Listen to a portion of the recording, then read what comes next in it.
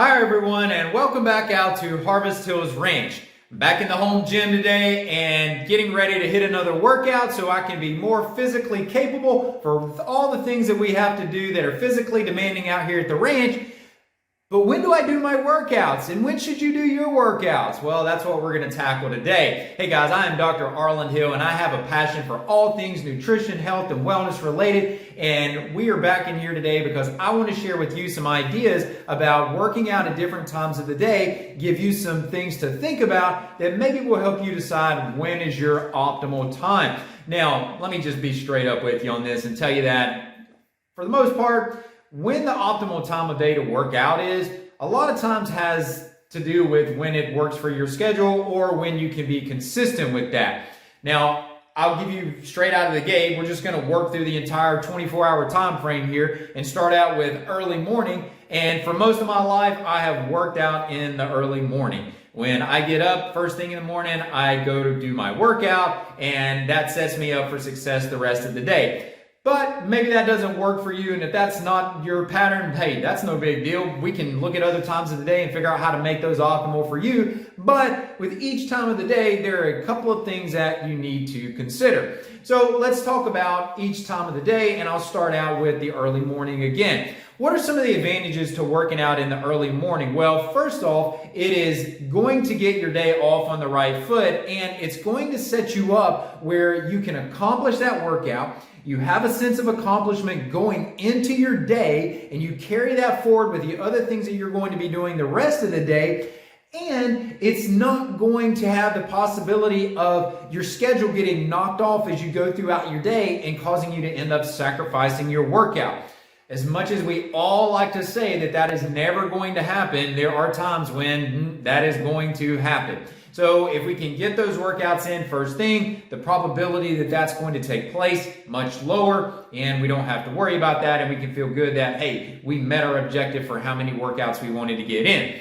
Now, what else can we think about with a first morning workout? Well, if you want to work out on an empty stomach and you want to keep your fat burning at a higher level, this is a great way to be able to do that, because as you're going through the evening and the nighttime hours, you're starting to transition more into a fat burning mode. And then as you wake up in the morning and you're doing a challenging workout, you're definitely exhausting out your stored up glucose in your muscles, and now you're starting to burn fat for energy. So that's a way you can dip into your fat stores. I will tell you on this though, don't let that be the only reason that you decide to work out in the morning. It's not that big of a game changer. Now, maybe you're an individual that, hey, you need to get your kids out the door in the morning and you have a few other things that you need to take care of. Maybe you got some business related tasks that need to be addressed first thing every morning. And if that's the case, maybe waiting a bit, say around 9, 9:30, 10 o'clock works a lot better for you, and you can get that scheduled in. If that's the case, that gives you an opportunity to have a little bit to eat in the morning. If you feel like you don't want to work out on an empty stomach, you can start to have, or you can have time to consume some food, and then you can carry that into your workout. So mid-morning works for a lot of folks too. Now, what about midday? Well, midday is going to start to change things a little bit, because when we get over to that midday time frame, now we have a greater possibility for our day being interrupted because we're in the midst of our work life. And if that's the case, hey, but listen, if you're retired and you don't have that to worry about, hey, all the better, right? Midday may be the optimal time frame for you. You can do a challenging workout, and then you've got plenty of time to prepare a post-workout meal, to enjoy a post-workout smoothie, whatever you like to consume.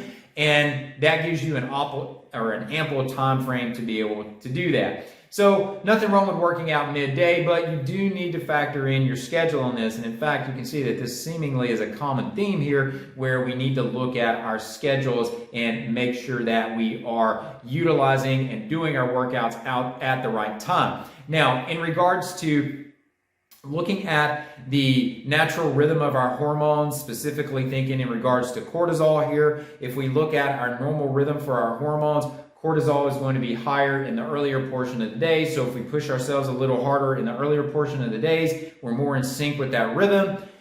That has some effect, big effect, maybe not, but it really, that conversation probably has the most bearing with this next time frame, which is going to be towards the end of the day. For a lot of individuals, this will be after work. And the key thing to note with this is that if you're working out for, say, an hour, and you're doing that where you're doing, say, anywhere from mid-afternoon up until 6 o'clock or so, that's probably not a big deal. You have plenty of time to still allow your body to rest and recover, to come down off your workout, to ingest some food, and have some downtime prior to going to bed at night, and not worrying about that workout where you're pushing yourself and increasing your metabolic rate, not having to worry about that potentially keeping you up. However, we do know that in some cases, if individuals work out too close to bed or do too stimulating of an activity too close to bed, then that can keep them up at night. But this also brings up the question of intensity and what is an adequate intensity for these workouts later in the day.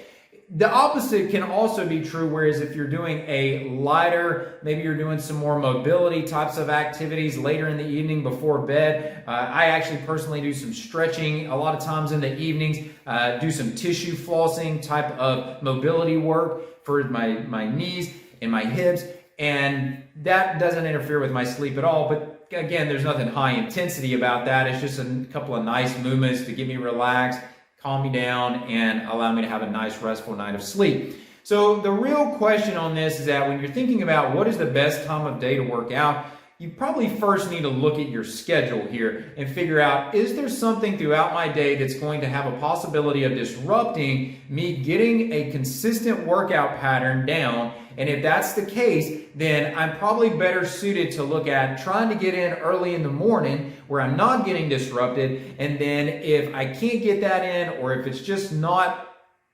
desirable for you to get that workout in first thing in the morning, then you can find the best time later on in the day. The second consideration, which we didn't spend a lot of time talking about on this, can also have to do with food timing and when is it most optimal for you to get your meals in, as far as when is there an ease for getting those meals in? Does work interfere with that? And if it does, you may want to adjust your workout times around when you can optimize your food intake around your workouts also.